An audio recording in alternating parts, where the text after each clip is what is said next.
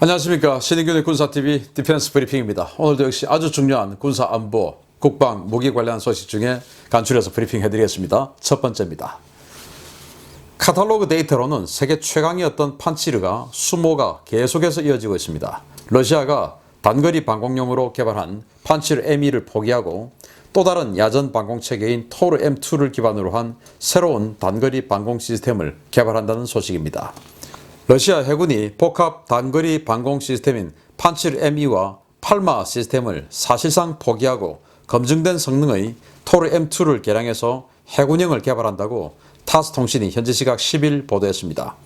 타스는 러시아군 고위 관계자를 인용해서 최근 해군이 토르 M2 시스템의 함정 탑재 버전에 대한 시험평가를 마쳤다라며 앞으로 건조되는 러시아 해군의 신형 전투함에는 토르 M2 함재형이 탑재될 것이다 라고 전했습니다. 1970년대 후반에 소련군 야전 방공 시스템으로 개발되어 50년 가까운 성능 개량이 계속 이루어진 토르 시리즈는 지난 2019년부터 최신형 M2형이 양산되고 있는데요. 러시아는 이 시스템이 판치르보다 우수하다고 보고 이를 기반으로 한 해상형을 만들고 있습니다. 토르 M2 해상형은 신형 레이더를 장착해 항공기와 헬기는 물론 순항미사일과 정밀 유도폭탄, 소형 무인기, 스텔스기까지 탐지할 수 있다고 주장하고 있으며 수직발사관을 이용해 360도 전 방향에 대한 빠른 대응 능력을 갖추고 있습니다. 토르 M2 시스템의 해상형이 도입되면 기존에 배치되던 판치르 계열 장비들은 더 이상 생산되지 않을 것으로 보이는데요. 시리아와 아제르바이잔, 리비아 등지의 실전에서 망신을 당한 판치르, 점점 설 자리를 잃어가고 있습니다. 자, 판치르, 한때 저도 이 카탈로그 데이터에 속아서 이 판치르가 세계 최고의 야전 방공 시스템으로 착각하고 살았던 적이 있는데, 예, 지금 아제르바이잔에서 아르메니아 무인기에게 박살이 나버리고 또 시리아, 리비아에서 연일 터키군 전투기에게 또 무인기에게 박살이 나고 있는 판치르, 그 이스라엘 그 항공기에게 박살이 나고 있죠. 이런 식으로 계속 깨지고 있어요. 이기지를 못해요. 그래서 그들이 판치르에서 말하고 있는 이 레이더의 성능 그리고 미사일의 성능은 완전히 그냥 뻥이었다 라는 것이 밝혀지고 있고, 이 판치르는 사실은 그 러시아가 자기네들이 진짜로 러시아군이 쓰려고 만들었던 건 아니에요. 원래 자기들이 쓰려고 이제 이렇게 한번 설계를 했는데 UAE가 그 소문 들었는데 그거 너무 좋아요. 그거 우리 좀 만들어 주세요 해서 UAE가 돈을 대서 개발 완료하고 UAE군에 납품을 했는데 러시아가 보니까 야 이건 너무 좋거든요. 그래서 자기네들도 좀 쓰고 전 세계 시장에 판촉을 한 겁니다. 야 UAE 봐봐 샀잖아. 이렇게 해서 이제 저처럼 이 카탈로그 데이터에 속아서 샀던, 저는 사진 않았지만 살 수 없으니 샀던 나라들이 여러 군데가 있는데 그거 다 지금 피보고 있는 겁니다. 그래서 지금 보시면 여기 군함이에요. 군함. 여기 이제 군함이지 않습니까? 군함에 이렇게 사슬로 고정시켜 놓고 헬기 데크에서 이 토르 M1이라고 하는 1970년대에 개발했고 이것을 계속 지금 개량하고 있는 단거리 야전 방공 시스템이 있습니다. 이걸 지금 얹어놓고 판치르 대신 적어도 단거리 방공 무기로 쓰겠다라고 지금 테스트하고 있는 거예요. 원래는 판치르가 사거리가 20km 정도 되기 때문에 그 판치르를 썼거든요. 쓰려고 했거든요. 그래서 팔마 시스템까지 만들었는데 이게 다 도저히 안 되겠다. 써보니까 아제르바이잔, 시리아, 리비아에서 박살 난다. 안 되겠다. 그래서 구관이 명관이다 해서 이제 토르를 얹어놓고 시험해보니까 그래 이게 좀 낫구나 해서 이제 토르를 이렇게 쓰도록 했다고 하는데 과연 러시아 무기의 진짜 성능은 도대체 어디까지일까요? T-72 전차, 냉전의 막바지에 125mm 주포를 가지고 등장하고 자동 장전 장치까지 있고 이래가지고 그때 당시 105mm 포를 쓰던 서방의 M1 전차, 우리 K1 전차 이런 것들 큰일 났구나. 125mm 주포가 나왔어. 우리는 105mm인데 이랬죠. 그러다가 걸프전, 그리고 이 걸프전에서 이스팅 전투에서 이 허버트 맥메스터 국가안보 보좌관이었죠. 트럼프 대통령의 첫 번째 국가안보 보좌관. 그 국가안보 보좌관이 중대장이던 시절에 대위였어요. 한 개 중대가 이 T-72와 T-55로 이루어진 한 개 기갑여단, 공화국 수비대 기갑여단을 완전히 그냥 박살내버렸습니다. 스쳐도 그냥 깨지는 거예요. 4km에서 쐈는데도 깨지는 거예요. 그 정도로 허접했던 러시아 무기. 과연 까보러 보다 또 한 수 더 떨어지는 중국 무기 까보중이죠. 그들의 허접함은 어디가 끝일까요? 아무튼 이 토르는 진짜로 제대로 작동되긴 될까요? 그런 의심이 들면서 두 번째 소식 알려드립니다.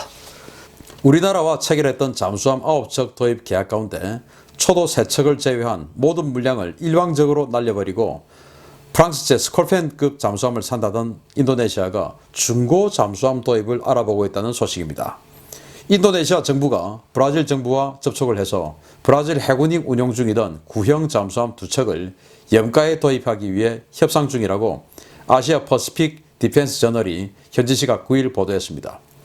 브라질 해군은 1989년부터 2005년 사이에 5척을 도입한 2P급, 즉 독일명 209 1400형 잠수함을 보유 중인데요.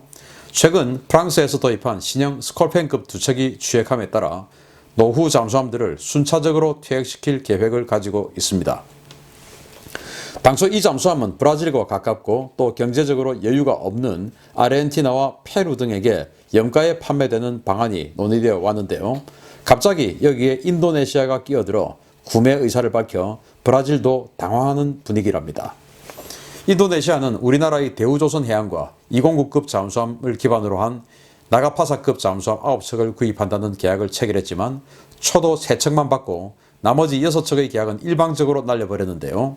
이후 국방부 장관이 프랑스를 방문해 프랑스의 스콜펜급 잠수함 구입을 위한 협상을 진행한 바 있습니다. 한국산 잠수함 구매를 철회하고 더욱 고가의 신형 잠수함을 구매한다며 큰소리치던 인도네시아가 30년 넘은 퇴역 잠수함 구매를 추진한다는 소식이 전해지자 네티즌들의 조롱이 쏟아지고 있습니다. 브라질이 5척의 잠수함을 가지고 있었습니다. 우리 한국도 가지고 있는 장보고급 잠수함. 우리 한국은 장보고급 잠수함의 1200톤급, 즉 209 1200형을 9척 가지고 있고 브라질은 그보다 좀 더 큰 209 1400형 잠수함 5척을 1989년도에 한 척, 그리고 1991년도에 한 척, 뭐 이렇게 해서 한 3, 4년에 한 척씩 쭉쭉 해서 가지고 있다가 이제 잠수함이 한 30년 되니까 그걸 대체하기 위해서 프랑스와 협의해서 프랑스의 스콜펜급 잠수함을 도입을 했습니다.